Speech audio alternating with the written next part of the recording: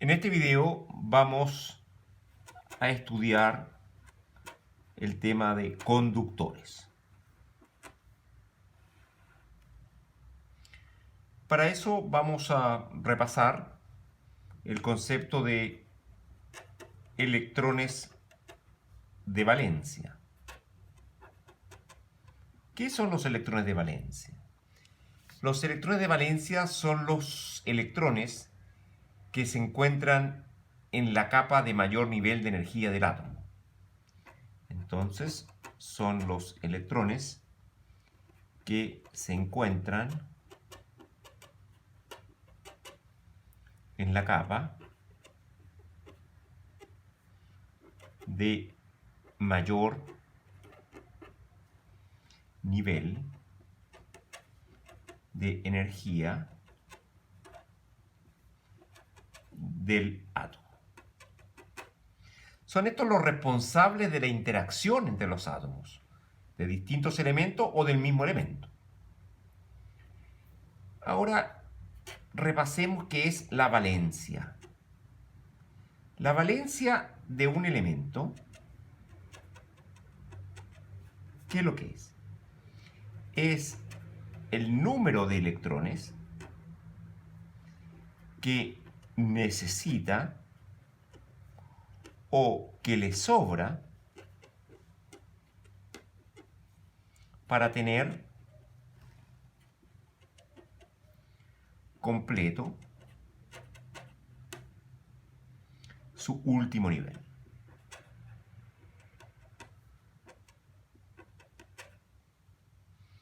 Veamos un ejemplo para fijar ideas.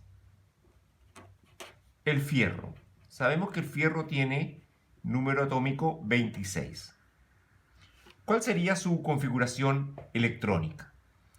La configuración electrónica sería 1s2, 2s2, 2p6, 3s2, 3p6,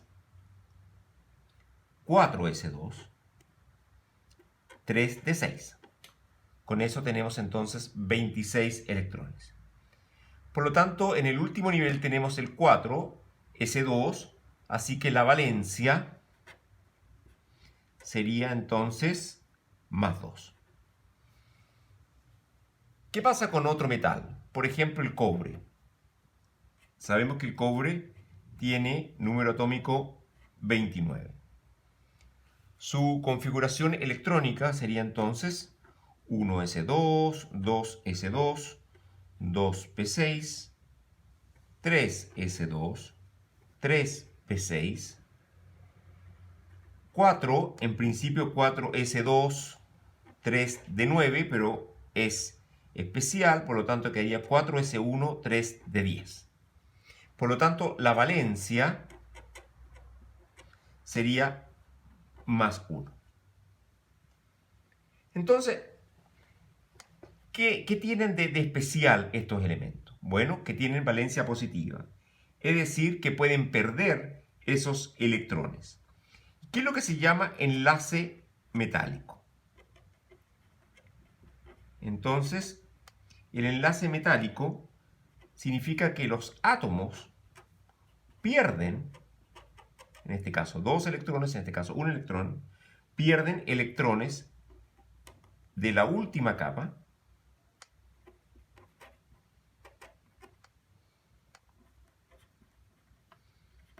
y se convierten en iones positivos. Los átomos se convierten en iones positivos. Entonces quedaría aquí el fierro, 2 más, Cu más. Entonces, lo que se genera es lo que se llama un mar de electrones. Un mar de electrones. ¿Qué es lo que es el mar de electrones? Aquí tendríamos, por ejemplo, el catión de cobre. Aquí tendríamos otro catión de cobre. Aquí tendríamos otro catión de cobre, etcétera. Entonces, esto es lo que formaría lo que sería entonces una estructura compacta una red cristalina de cobre. Y tendríamos electrones, entonces, alrededor de esta red cristalina. Y estos serían electrones. Y estos electrones pueden moverse libremente. Estos electrones no pertenecen a un átomo, sino a todos. Lo comparten. Entonces, eso es lo que forma el mar de electrones. Se tiene que en el cobre, por ejemplo, se tiene alrededor de 10 elevado a 22 electrones libres por centímetro cúbico. Supongamos que tenemos un conductor metálico y tenemos una carga positiva a una cierta distancia. ¿Qué es lo que va a ocurrir con el conductor?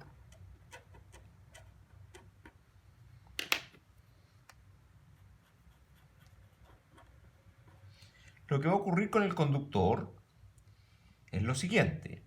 Esta carga positiva va a generar un campo en todo el espacio, en particular dentro del conductor.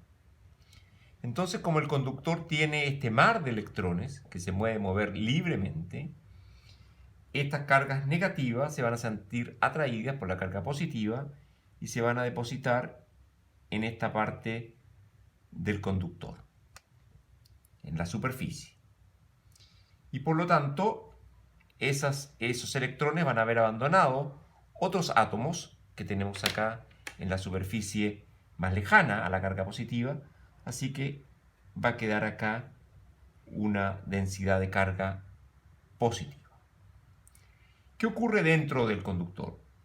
Como está este mar de electrones, necesariamente tiene que experimentar un campo igual a cero. ¿Por qué? Porque de lo contrario se seguirían moviendo y eso no ocurre. Generaría calor, por ejemplo, y no se observa. Por lo tanto, uno tiene que el campo automáticamente se vuelve cero. Y en la superficie vamos a tener densidades de carga. Una carga negativa, más cercana a la carga positiva, y una carga positiva, más lejana a la carga positiva.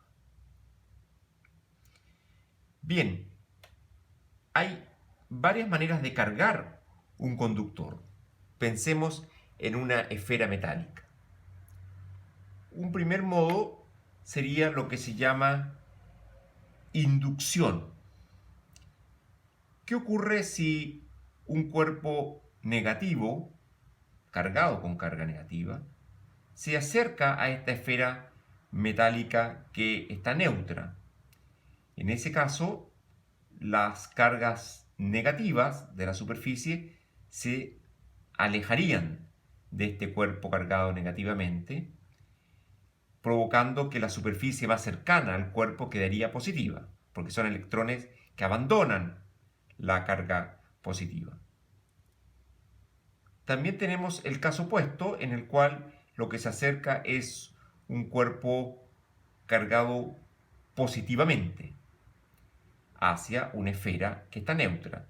En ese caso, los electrones que estaban en la superficie más distante de este cuerpo se sienten atraídos por este cuerpo cargado positivamente. Entonces va a generar una superficie cargada negativamente, cercana al cuerpo positivo, y una superficie cargada positivamente lejos del cuerpo. También está la posibilidad de que un cuerpo, por ejemplo, cargado negativamente, haga contacto con la superficie de la esfera metálica. En ese caso, transfiere carga eléctrica negativa a la esfera. La diferencia entre este último caso y los anteriores es que la densidad de carga que se produce en el caso de la inducción es temporal, porque si uno retira los cuerpos positivo o negativo, la esfera vuelve a quedar neutra. En cambio, en el caso, cuando hay contacto, la carga que va a quedar en la esfera es permanente. Los conductores son volúmenes equipotenciales.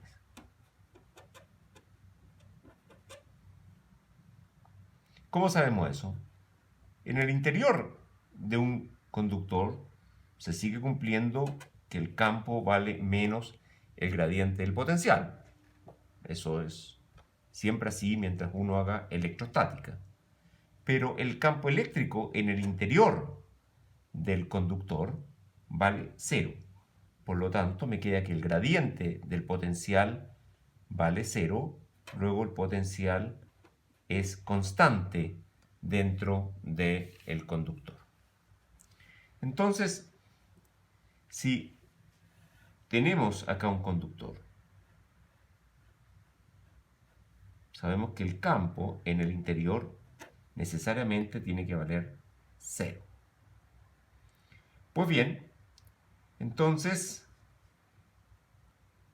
aquí es constante, porque estamos en el interior del conductor, pero aquí afuera no es constante. No tiene por qué ser constante, acá afuera hay campo eléctrico. Entonces la pregunta es, ¿qué de particular tiene el campo eléctrico inmediatamente afuera de la superficie del conductor? Ahí hay campo eléctrico. Entonces, ¿qué podemos decir? Bueno, podemos decir que el campo aquí afuera, e inmediatamente afuera, si uno quiere, vale menos el gradiente del potencial, como siempre. Pero por continuidad tenemos de que en la superficie el potencial, aquí en la superficie, el potencial es constante. Si es constante adentro, también en la superficie. Sabemos que el potencial es continuo. Bien, entonces, ¿qué ocurriría si tenemos un campo eléctrico aquí en la superficie? Podemos también preocuparnos de un pequeño desplazamiento sobre la superficie. Entonces, ¿qué tenemos? Tenemos de que si E vale menos el gradiente potencial, eso implica que el producto punto de E inmediatamente afuera de la superficie por un pequeño desplazamiento sobre la superficie, nos quedaría menos el gradiente del potencial punto de R. Pero por definición, gradiente del potencial punto de R es dB. Pero la superficie es equipotencial, por lo tanto dB vale 0. No varía sobre la superficie. Por lo tanto, E punto de R vale 0. Y eso implica necesariamente que el campo es perpendicular a dr. Quiere decir entonces que aquí el campo es perpendicular a la superficie. Entonces, una propiedad de los conductores que en su superficie el campo eléctrico es perpendicular. Entonces podemos sacar algunas conclusiones rápidas de esto. Una podría ser de que si tengo una superficie de un conductor, aquí sé que el campo vale 0 y afuera el campo es perpendicular, entonces puedo hacer un Gauss. Y en ese caso, al hacer un Gauss, entonces puedo hacer un Gauss acá. Y voy a tener, ¿qué cosa? Voy a tener que, si esto tiene una pequeña sección transversal delta S, tengo que E por delta S, aquí el campo es 0, tiene que ser igual a la carga encerrada. Si acá hay una densidad de carga sigma en la superficie, va a ser sigma delta S partido por epsilon 0. Por lo tanto, me queda que el campo en módulo inmediatamente afuera de la superficie vale sigma partido por epsilon 0. Entonces, para concluir, uno puede tener entonces de que si tiene una esfera metálica, y aquí hay una carga positiva, entonces sabemos que esa carga positiva va a inducir una cierta carga negativa en esta parte de la superficie de la esfera y va a inducir una carga positiva acá, que son porque estos átomos fueron abandonados por estos electrones, por lo tanto, si eran neutros, ahora se convierten en densidad de carga positiva. Entonces vamos a tener que el campo eléctrico que sale desde la carga positiva tiene que llegar perpendicular a la superficie.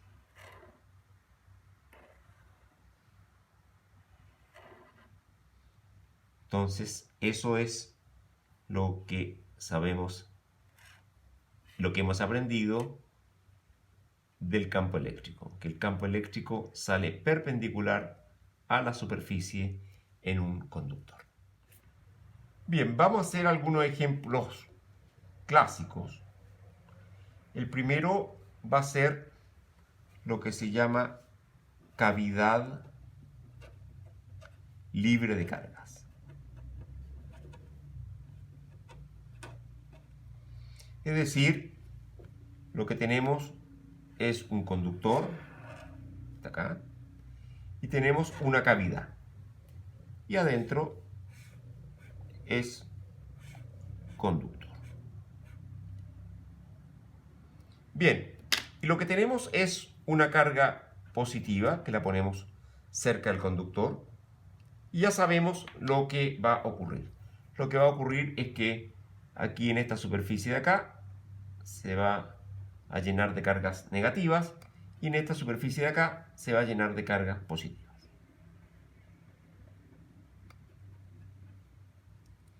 Bien, entonces tenemos que la densidad de carga en el exterior es distinta de cero, porque aquí es negativa, acá es positiva. La gran pregunta es cuánto vale la densidad en la cavidad interior. Entonces, alguien pudiera decir, bueno, es muy simple, porque podemos tener aquí la cavidad interior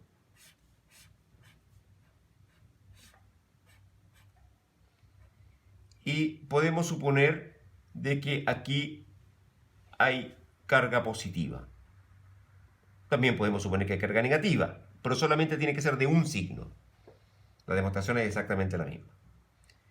Por lo tanto, si suponemos eso, podemos hacer un Gauss acá, con esta superficie. Entonces, los campos de las cargas positivas apuntan hacia el centro. Sabemos que los campos salen de las cargas positivas. Por lo tanto, podemos hacer entonces la famosa integral de superficie que se usa para el Gauss, integral de E.ds, y eso nos daría ¿cuánto? Eso nos tiene que dar, dada la forma de los campos, nos va a dar un número negativo, porque está entrando el campo. Pero eso tiene que ser igual a la carga encerrada partido por epsilon 0. Pero no hay carga encerrada, porque es una cavidad libre de cargas. Por lo tanto, todo a cero. Luego eso es una contradicción. Luego nos queda de que no es posible esta solución. De haber carga no puede tener el mismo signo. Bien, entonces alguien puede decir, bueno, ese es el problema. Estamos entendiendo mal el asunto y la densidad de carga en el interior no tiene el mismo signo. Entonces a lo mejor tiene carga positiva en este lado y tiene carga a lo mejor negativa en este lado. Esa es una posibilidad. Bueno, pero la carga positiva, desde la carga positiva sale el campo, así que vamos a tener campos de esta forma.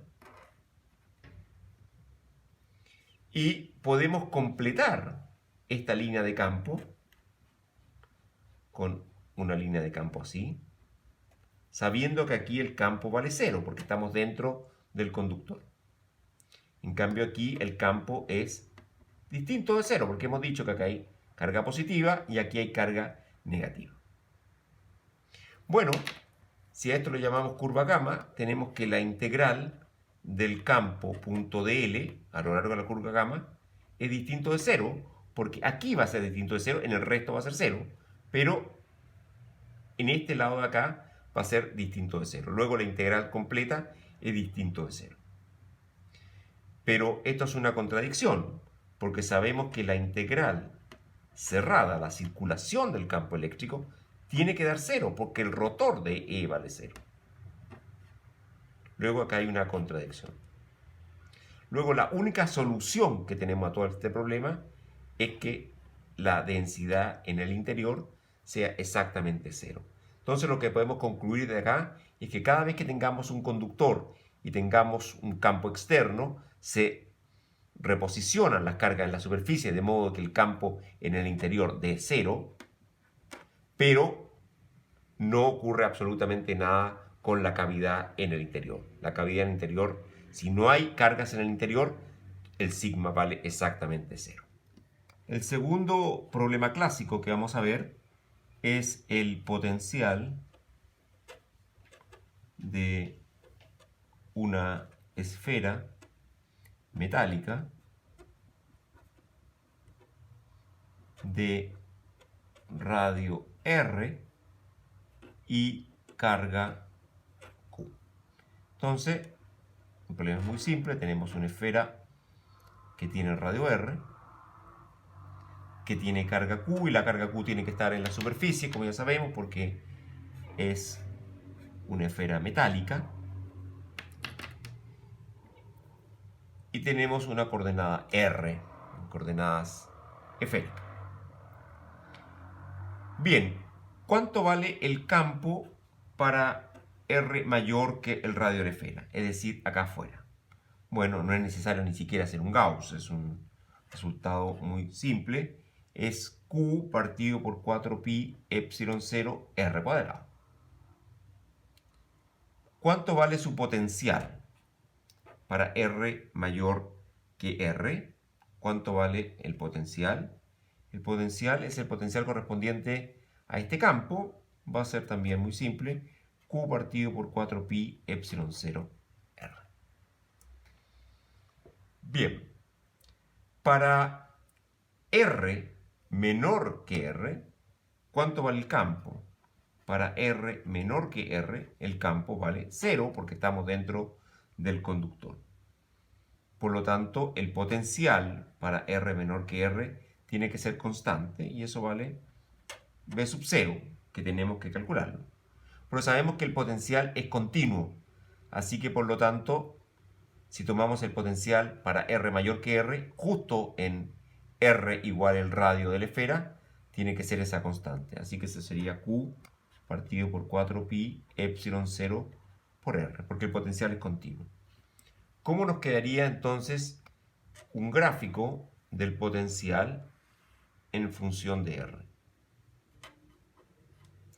Bueno, en el radio R, aquí está, entre 0 y R el potencial es entonces constante, porque el campo es 0, y aquí valdría Q partido por 4pi epsilon 0 por R.